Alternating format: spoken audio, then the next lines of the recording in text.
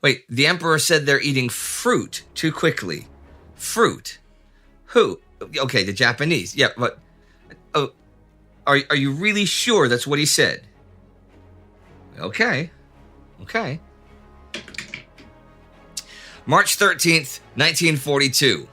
It was less than a month ago that Singapore, the Gibraltar of the East, fell to the Japanese, and this week they take another major prize. This week comes the fall of Rangoon.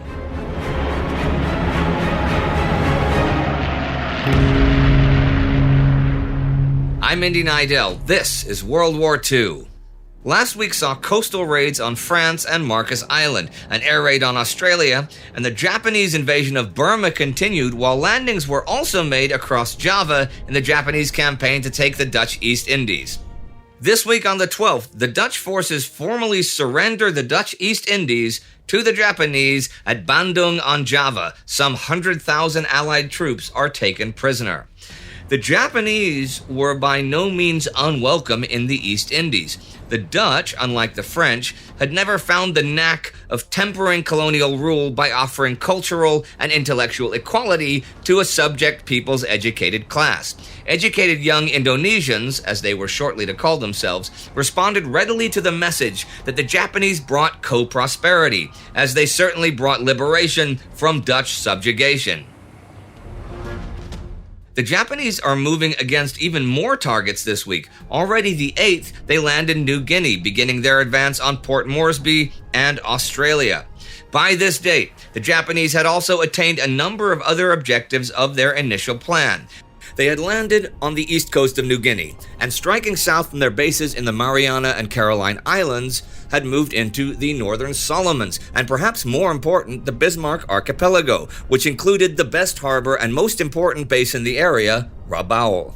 This series of barely contested victories gave the Japanese the southern and southeastern anchors of their projected defense perimeter, placed them in an excellent position to threaten Australia, and did so at what looked like very little cost to themselves. Not only all that, this week the Japanese take Rangoon, the Burmese capital.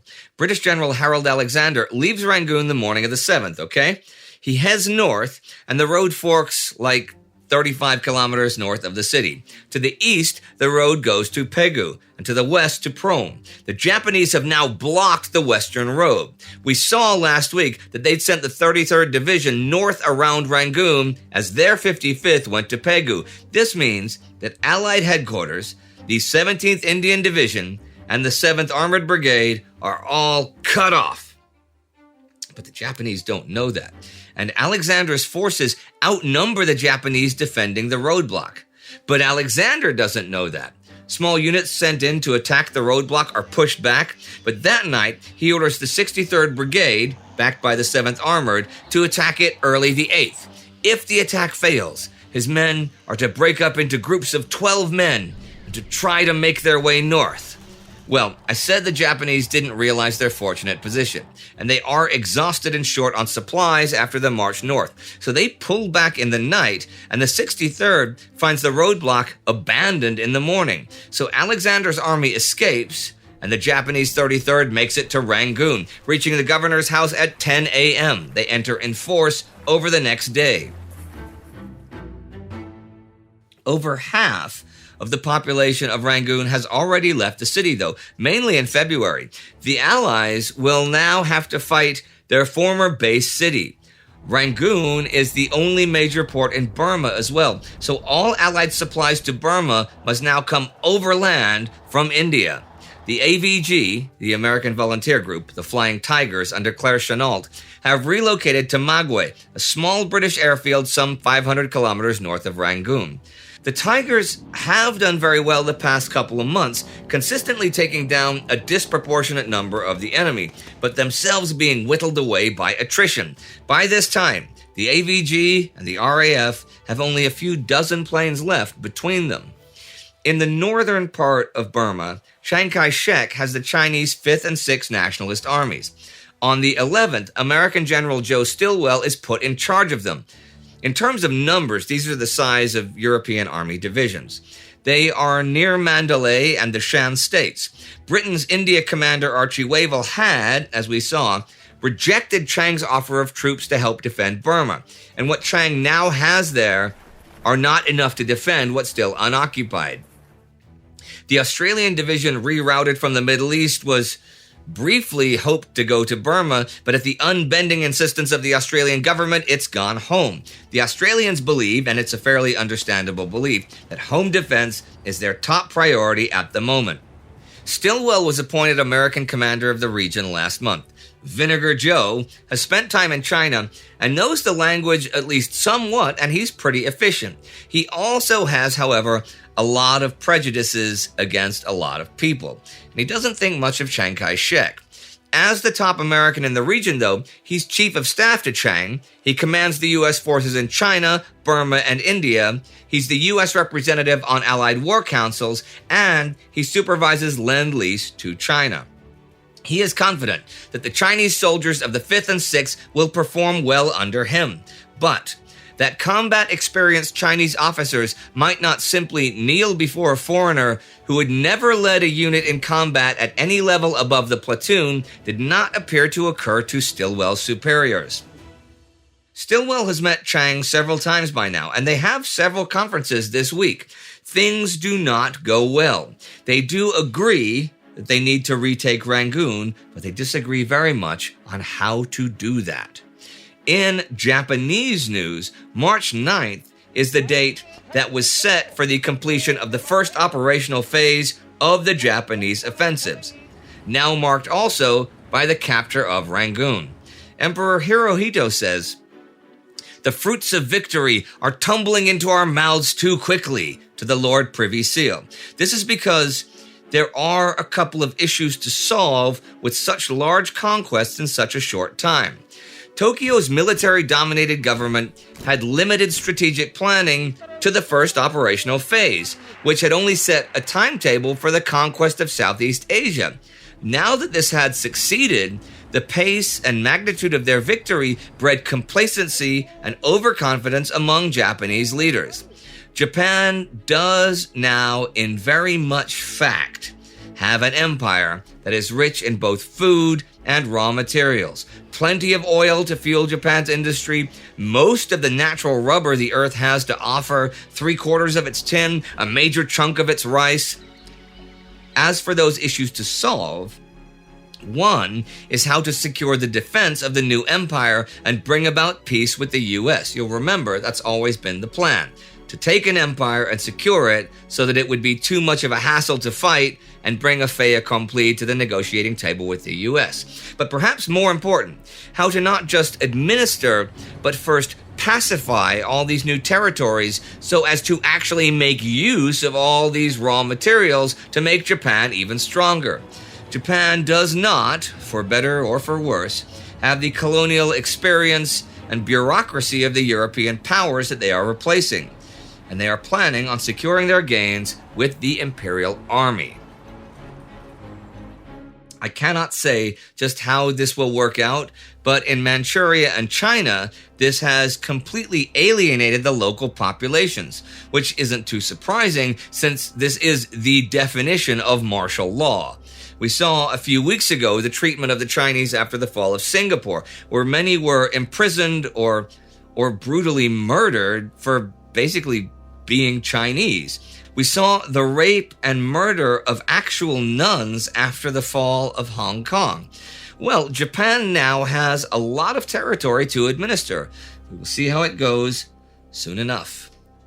They have now reached a bit of a roadblock, though, in their campaign to take the Philippines, where they've had the American and Filipino troops under siege at Bataan for over 2 months now. The garrison and refugees there are by this time on 1/3 rations.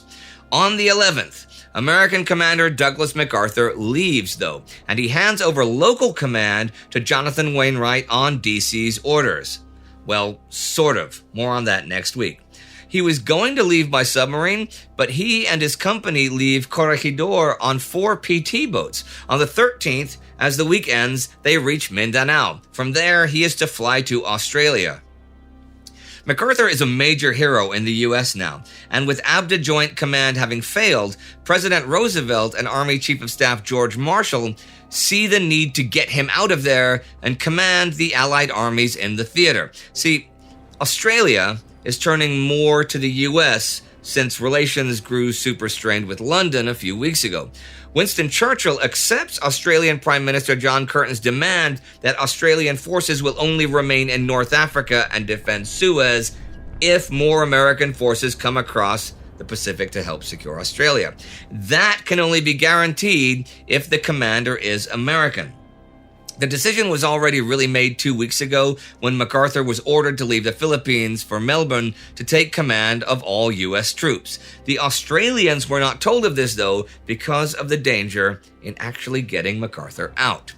On the 12th, American troops land at Noumea on New Caledonia to build a base and garrison the island. This landing includes the first Seabees that are out on actual service. The Seabees are naval construction battalions, and their name comes from the C and the B in construction battalion. The first project was building a fuel depot on Bora Bora last month, but their general mission is to build anything at any time under any condition. They are replacements for civilian construction companies in combat zones. Civilian workers resisting an attack can be classified as guerrillas under international law and summarily executed. And that's what happened at Wake Island in December. The Seabees are to do the same sort of construction, but to be trained and under the auspices of the U.S. Marines. In other naval stories this week, Admiral Harold Stark is to run U.S. naval operations in European waters. Ernest King, Commander-in-Chief of the U.S. Navy, now will also have Stark's former job as Chief of Naval Operations from the 26th. And around Mediterranean waters, there's more news on the Maltese and North African situation. On the 8th, Churchill cables Middle Eastern Theater Commander Claude Auchinleck and asks him to fly to London to talk about North Africa. Auchinleck says no, he can't just leave his theater for days at a time. And anyhow, the Prime Minister knows his opinions, which we saw last week. The 10th, Churchill, now angry at the snub, writes again saying the government has no intention of allowing Malta to fall without a North African offensive to relieve the pressure. And that offensive must happen in time to allow a convoy to reach Malta in May or June. This telegram gave Auchinleck the chance of resigning or of obeying orders against his better judgment. In the end, he signaled he would comply with the government's wishes, but that success was by no means certain and would be neither rapid nor spectacular. At the same time, he asked the Prime Minister to confirm that the 8th Army's main task was to destroy the enemy in Cyrenaica and not to create a diversion in order to help Malta. The somewhat mollified Churchill confirmed this belief. And with that, I will end this week of the war, a week that sees further Japanese gains in several places, the fall of Rangoon, and MacArthur heading for Australia. It also sees Emperor Hirohito concerned about how things are going to go in all the occupied territory. And I mentioned some of the atrocities we've seen recently, and you may be wondering what goes through someone's head when they're on the delivering side of such things, most of us not coming from such a background. John Costello writes about that in the Pacific War. And I'm going to end today by paraphrasing and semi-quoting him, okay? Japanese lack of respect for the lives of prisoners took on an extreme inhumanity when it came to military captives.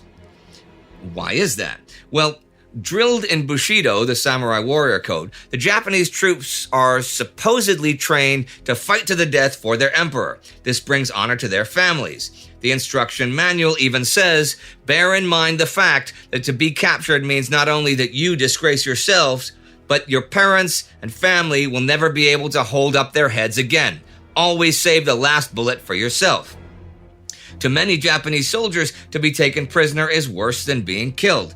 Thus were the Japanese transformed into fanatical warriors who would rather die than surrender. This conditioning left the average soldier without any comprehension of Western ethics. He regarded all military captives as subhumans worthy only of contempt and treatment as slaves. Okay, there is that.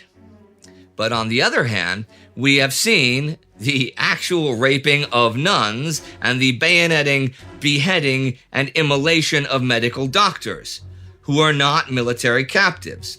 Neither Costello nor anyone has yet to show me the part of the instruction manual about setting civilian doctors on fire.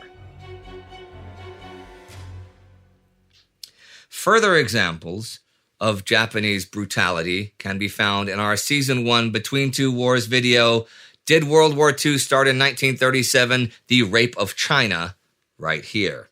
The Time Ghost Army is invaluable to the content we create, and without the Army, none of this would be possible. Our member of the week is Robert McDonald, so please join the Army at timeghost.tv or patreon.com. Do not forget to subscribe, and I will see you next time.